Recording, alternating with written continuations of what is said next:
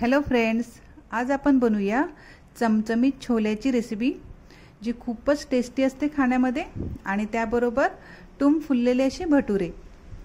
प्रत्येक भटुरा असा टुम फुलून तयार होणार आहे। हे बघा, कधी कधी काय होते भटुरे नीट फुलत नाही, ते चपटे होऊन जातात, पण ह्या रेसिपीमध्ये सर्व भटुरे टुम फुलून तयार होणार आहेत। हे बघा, एकदम सॉफ्ट स्पंजी आणि मस्त जाळीसारखी आलेली आहे, म्हणजे आपला भटुरा एकदम परफेक्ट बनून तयार आहे। चला तर ही मजेदार रेसिपी सुरू करूया। नमस्कार, मी अमिता पाटील आणि माझ्या कुकिंग चॅनलमध्ये तुम्हा सर्वांचं मनापासून स्वागत आहे। तर इथे मी छोले रात्रभर भिजत घातले होते, ते आता धुवून घ्यायचे 2-3 पाण्याने। पण अगोदर आपण भटुरे बनवून घेऊया, म्हणजे भटुरेचं पीठ मळून घेऊया। तर इथे मी अर्धी वाटी रवा घेतलेली आहे, सुजी आणि तितकंच दही घेतलेलं आहे। जितकं सुजी म्हणजे रवा तितकंच दही घ्यायचं आहे। थोडंसं मीठ घेतलेलं आहे, अर्धा चमचा, आणि तितकंच साखर, जितकं मीठ तितकी साखर घ्यायची आहे। आता हे छान असं मिक्स करून घेऊया, सर्व एकजीव करून घ्यायचं आहे आणि हे मिश्रण 2 ते 3 मिनिटं ठेवायचं आहे, म्हणजे रवा दहीमध्ये छान असा मुरून येईल, म्हणून म्हणजे फुलून येतो मग दहीमध्ये। तर आता 2 ते 3 मिनिटं आपल्याला वाट पाहायची आहे आणि हे मिश्रण झाकण देऊन ठेवायचं आहे। 2 ते 3 मिनिटांनंतर मग आता ह्यामध्ये मैदा ॲड करायचा आहे। रवा छान असा फुललेला आहे, आता त्यामध्ये मी मैदा ॲड करत आहे। मी 250 ग्रॅम मैदा घेतलेला आहे आणि अर्धा चमचा मी बेकिंग सोडा घेतलेला आहे। बेकिंग पावडर नाही, बेकिंग सोडाच घ्यायचा आहे। आणि जर तुमच्याकडे बेकिंग सोडा नसेल अवेलेबल तर तुम्ही इनोसुद्धा घेऊ शकता, पण जर तुम्ही अर्धा चमचा बेकिंग सोडा घेतलेला असेल तर तुम्हाला 1 चमचा इनो घ्यावे लागेल।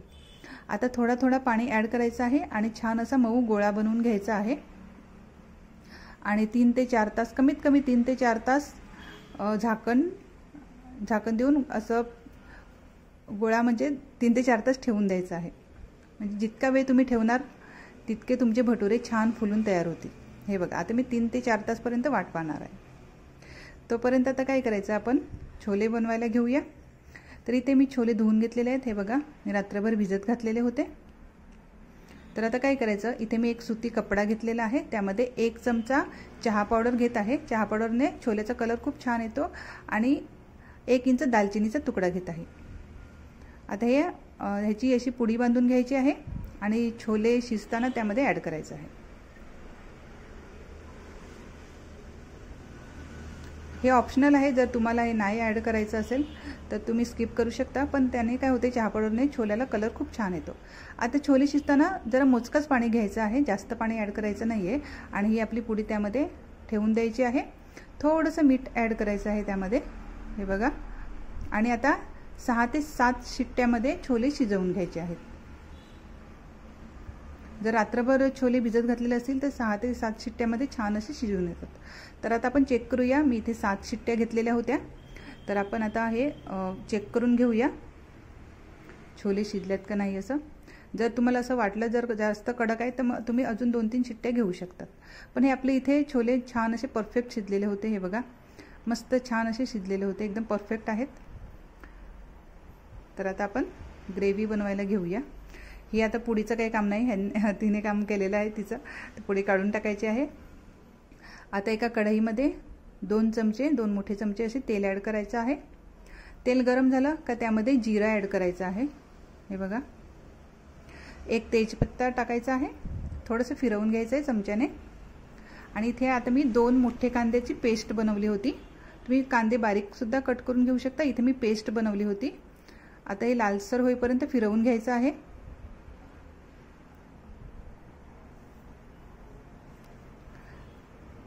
कांदा लालसर झाला का त्यामध्ये अद्रक लसूणची पेस्ट ॲड करायची आहे। हे बघा, आता इथे हा तेजपत्ता जर थोडा त्रास देतो तर मी काढून टाकत आहे, त्याने त्याचं काम केलेलं आहे। तर आता कांदा लालसर होईपर्यंत परतून घ्यायचा आहे।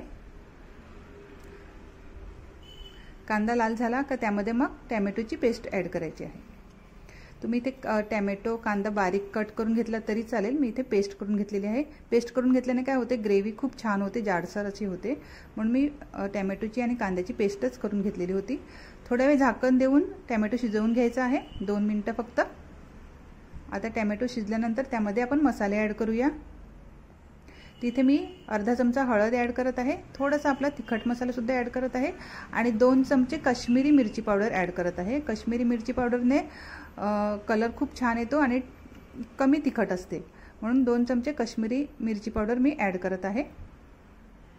थोडंसं तेलावर फिरवून घ्यायचं आहे, मसाल्याचा कच्चा पण घालवायचा आहे। आणि इथे मी आता छोले मसाला 2 चमचे छोले मसाला ॲड करत आहे। तुम्ही कुठल्याही ब्रँडचा छोले मसाला घेऊ शकता। थोडं तेलावर फिरवून घ्यायचं आहे आणि हे आपले शिजलेले छोले त्यामध्ये ॲड करायचे आहेत। 2 ते 3 मिनिटं छान असं फिरवून घ्यायचं आहे, मिक्स करून घ्यायचं आहे।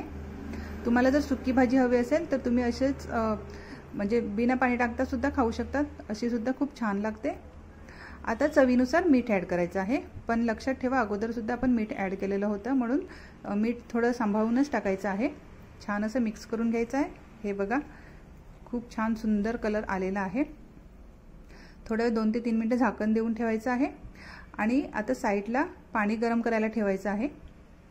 कुठल्याही भाजीत पाणी गरमच पाणी टाका, थंड पाणी टाकल्याने थोडा टेस्टला फरक येतो, म्हणून इथे मी साईडला गरम पाणी करत ठेवलेलं ते ॲड करायचं आहे। तुम्हाला तुमच्या हिशोबाने तुम्ही पाणी ॲड करा, म्हणजे कमी जास्त तुम्हाला ग्रेव्ही जितकी पाहिजे असेल तितकी। तर आता झाकण देऊन 5 मिनिटं मीडियम आचेवर ठेवून द्यायचं आहे। हे बघा किती सुंदर कलर आलेला आहे, मस्त कलर आलेला आहे। आणि आता इथे मी 1 चमचा आमचूर पावडर ॲड करत आहे। आमचूर पावडर आवर्जून टाका, त्याच्याने इतका अप्रतिम टेस्ट येतो ना की काय सांगू, खूपच यम्मी टेस्ट येतो, म्हणून आमचूर पावडर आवर्जून टाका। सर्व मिक्स करून घ्यायचं आहे। आता त्याला तडका लावून घ्यायचा आहे। तर इथे मी 2 चमचे तूप ॲड केलेलं आहे, म्हणजे गरम केलेलं आहे। मिरची, अद्रक आणि लसूण मी असं कापूनच त्यात ॲड केलेलं आहे। आणि हे बघा ही फोडणी आपण त्याच्यावरती टाकायची आहे आणि झाकण देऊन 5 मिनिटं वाट पाहायची आहे। आता आपले छोले एकदम रेडी आहेत। वरून कोथिंबीर ॲड करायची आहे आणि आपले खूपच yummy tasty Punjabi chole ready आहेत। तर आता आपण भटुरे बनवायला घेऊया। तर हे बघा इथे 4 तास झालेले होते, छान असं पीठ फुलून आलेलं होतं। हे बघा आता थोडंसं मळून घ्यायचं आहे। आणि हो, तुम्ही जितकी म्हणजे कढई घेणार भटुरे फ्राय करण्याकरता तितकेच मोठे भटुरे बनवा। जास्त मोठे भटुरे बनवायला जातील तर तुम्हाला वरती तेल ॲड करताना येणार, म्हणजे भटुऱ्यावर तेल टाकताना येणार, म्हणून जितकी कढई असेल तितकेच भटुरे बनवायचे आहेत। तर इथे मी छोटी कढई घेतली होती, म्हणून मी छोटे छोटेच भटुरे बनवले। त्याच्याने काय होते, तेल त्याच्यावर ॲड करायला जरा सोपं जाते। हे बघा आता मी छोटे छोटेच भटुरे बनवत आहे। मैदा कितीही सुद्धा रोल केला तरी तो वाढतच जातो, पण एकदम जाडसर सुद्धा नाही आणि एकदम पातळ सुद्धा नाही, एकदम जरा मीडियमच बनवायचं आहे। हे बघा आणि तेलाचं टेम्परेचर सुद्धा व्यवस्थित ठेवायचं आहे, जास्त गरम सुद्धा नाही आणि जास्त थंड सुद्धा नाही।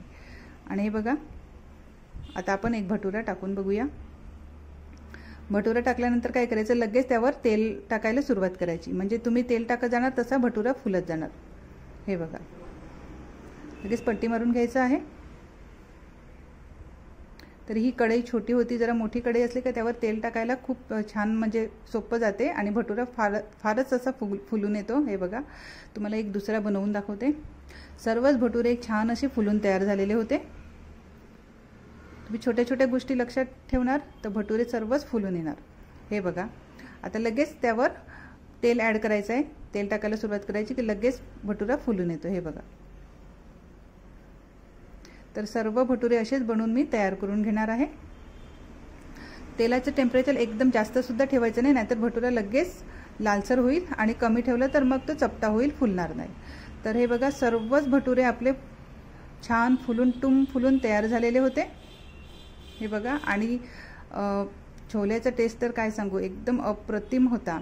आणि हे बघा एकदम सॉफ्ट स्पंजी झालेलं आहे, जसं काही ब्रेड असतो ना त्या टाईपमध्ये।